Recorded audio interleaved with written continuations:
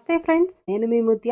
Welcome back to smart Muthu's kitchen. ఈ రోజు వీడియోలో మనమైతే సంక్రాంతి స్పెషల్ గా బెల్లం గవల్ని కరకరలాడు టేస్టీగా ఎలా చేసుకోవాలో చూసేద్దాం. సో ఎగ్జాక్ట్ గా పాకం ఎలా పట్టుకోవాలి, కొలతలు ఎలా తీసుకోవాలి అనేది చూసేద్దాం ఈ వీడియోలో. సో మామూలుగా అయితే బయట స్వీట్ షాప్ లో ఈ బెల్లం గవల్ అనేటివి డాల్డా యూస్ చేసి మైదా పిండితో చేస్తారు. కానీ ఈ రోజు మనమైతే హెల్దీగా గోధుమ పిండితో డాల్డా యూస్ చేయకుండా చేసేద్దాం. ఈ సంక్రాంతికి ఈ బెల్లం గవల రెసిపీ మీరు ట్రై చేసి మీకు ఎలా కుదిరిందో కమెంట్స్ లో షేర్ చేయడం మర్చిపోకండి. లేకుండా రెసిపీలోకి వెళ్ళిపోదాం. Let start. ముందుగా అయితే రెసిపీ కోసం ఒక వెడల్పాటి ప్లేట్ ని తీసుకోండి. మనకి పిండి కలపడానికి వీలుగా ఉంటుంది అనమాట. వీడియో క్లిప్ లో చూపిస్తున్న విధంగా ఈ రెసిపీ కోసం 2 కప్పులు ఈ కప్పుతో గోధుమ పిండి తీసుకుంటున్నాను. గ్రామ్స్ లో అయితే 200 గ్రామ్స్ ఆఫ్ గోధుమ పిండి అనమాట. 3 గ్రామ్స్ ఆఫ్ బటర్ తీసుకొని ఇలా కరిగించి పోసేస్తున్నాను. నూనె అయినా తీసుకోవచ్చు, లేదంటే నెయ్యి అయినా తీసుకోవచ్చు. మీకు ఏది అవైలబుల్ లో ఉంటే అది తీసుకోవచ్చు అనమాట. తర్వాత తగినంత ఉప్పు వేసుకోవాలి. 1/2 టేబుల్ స్పూన్ ఆఫ్ ఉప్పు వేస్తున్నాను. వీడియో క్లిప్ లో చూపిస్తున్న విధంగా ఒక చిటికెడు వంట సోడా కూడా వేసేసుకోండి. ఈ వంట సోడా వేయడం వల్ల మనకి గుల్లగా వస్తాయి అన్నమాట బెల్లం గవలు. సో అందుకని వంట సోడా వేస్తున్నాం. ఈ టిప్ ఇంపార్టెంట్, గుర్తుపెట్టుకోండి. సో ఇవన్నీ వేసిన తర్వాత కలుపుకోవడం అంతకన్నా ఇంపార్టెంట్ అండో. వేసుకున్న ఈ బటర్ అనేది మన పిండికి అణువు కలిసేలాగా కలుపుకోవడం అనేది చాలా ఇంపార్టెంట్. తో పాటే నెయ్యి కూడా ఒక 2 టేబుల్ స్పూన్లు వేసేసుకొని చక్కగా ఇది కూడా మన పిండిలో కలిసేలాగా బాగా రఫ్ చేయాలన్నమాట చేత్తో. ఇలాగా పిండిని బాగా రఫ్ చేసి కలిపారు అన్నదానికి ఇలా కొంచెం పిండిని చేతిలోకి తీసుకుని మనం ఉంట కట్టామంటే ఇలాగా ఉండలాగా ఉండాలి. ఈ కన్సిస్టెన్సీలో ఉండాలన్నమాట.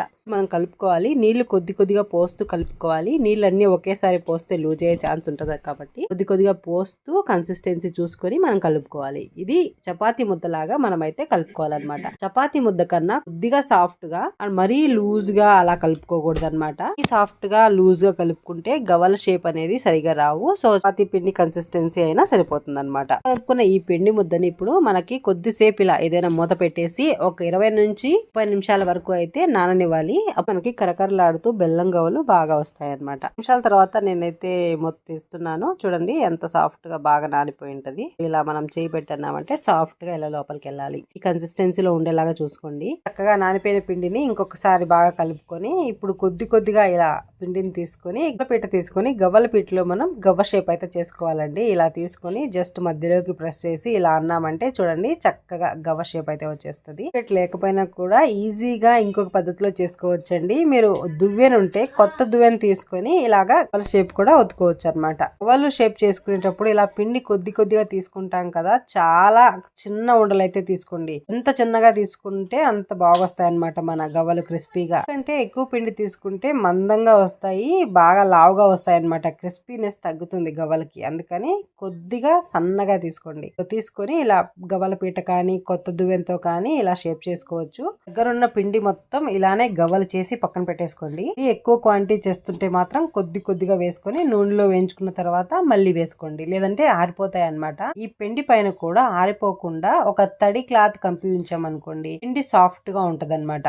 గవ్వల కోసం ఇలా చిన్న ఉండలు చేసేసి గవ్వలు అయితే చేసుకున్నవన్నీ ఇలా గవ్వలు చేసి ఒక ప్లేట్ లో పెట్టేసుకుందాం. ఇప్పుడైతే గ్యాస్ మీద ఒక బాండిల్ని పెట్టుకుని డీప్ ఫ్రై కి కావాల్సిన ఆయిల్ అయితే పోసేసుకోవాలన్నమాట. మునిగేంత వరకు ఈ గవ్వలు మునిగేంత ఆయిల్ అయితే పోసేసుకుందాం.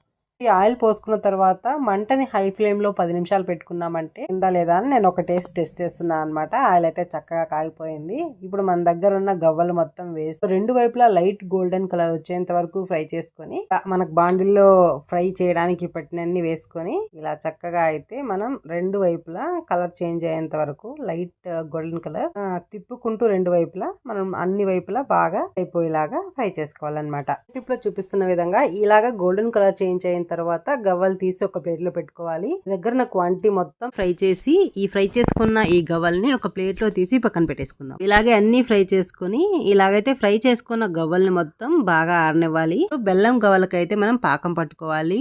గ్యాస్ మీద ఒక బాండిల్ని పెట్టుకొని ఇక్కడ వీడియో క్లిప్ లో చూపిస్తున్న విధంగా ఇప్పుడు మనం ఏ కప్పుతో అయితే గోధుమపిండి కొలుచుకున్నామో అదే కప్పుతో ఒక కప్ అయితే సరిపోతుందండి. అంటే బెల్లం ఒక 150 to 200 గ్రామ్స్ తీసుకోండి. దాంట్లోకి ఒక 1/4 కప్పు అదే కప్పుతో వాటర్ పోసి పోసేసి పాకం వచ్చేంత వరకు అయితే ఈ బెల్లాన్ని మనం ఉడికించుకోవాలి. బెల్లం అంతా కరిగిపోయిన తర్వాత ఇప్పుడు ఈ పాకంలోకి ఒక 2 to 3 టేబుల్ స్పూన్ ఆఫ్ నెయ్యి అయితే వేసేసుకుందాం. నెయ్యి వేసుకున్న తర్వాత చక్కగా ఒక్కసారి కలుపుకొని ఇదైతే లేత పాకం వచ్చేంత వరకు మనమైతే కలుపుకోవాలి. పాకం ఏం రావాల్సిన అవసరం లేదు. మనకు ముదురు పాకం వచ్చేదాకా ఉంటే ఏంటంటే గవ్వలు మరీ గట్టిగా అవడం అలా అవుతాయి. సో ఈ పాకం వచ్చేలాగా లేత పాకం వచ్చేలాగా చూసుకుంటే సరిపోతుంది అనమాట. సో ఇప్పుడైతే ఇలా ఒక గిన్నెలో వాటర్ తీసుకుని కొద్దిగా మన పాకాన్ని ఇలా వేసుకుందాం అనుకోండి. పాకం అనేది ఇలా ముదురుగా లేకుండా లేత పాకం, చూసారా, ఈ లేత పాకం వస్తే సరిపోతుంది అనమాట. గ్యాస్ ఆపేసి ఇప్పుడైతే మనకు బెల్లం కవ్వాలన్నీ వేసి చక్కగా ఈ పాకంలో అయితే మనం ఫ్రై చేసుకోవాలి. ఇలా చక్కగా వేసుకొని ఒక 5 నిమిషాలు కలిపామనుకోండి, ఈ పాకం అంతా చక్కగా ఈ గవ్వలకైతే మనకు పట్టుకుంటది అనమాట, పీల్చుకునేస్తాయి అనమాట. 2 మినిట్స్ కలిపామనుకోండి, చక్కగా చూడండి ఆల్మోస్ట్ మన గవ్వలు అనేది పీల్చేసుకున్నాయి అనమాట ఈ మన పాకాన్ని. చక్కగా అయితే మన పాకాన్ని అంతా గవ్వలు పీల్చుకున్న తర్వాత ఇప్పుడు పూర్తిగా వీటిని ఆరనివ్వాలి.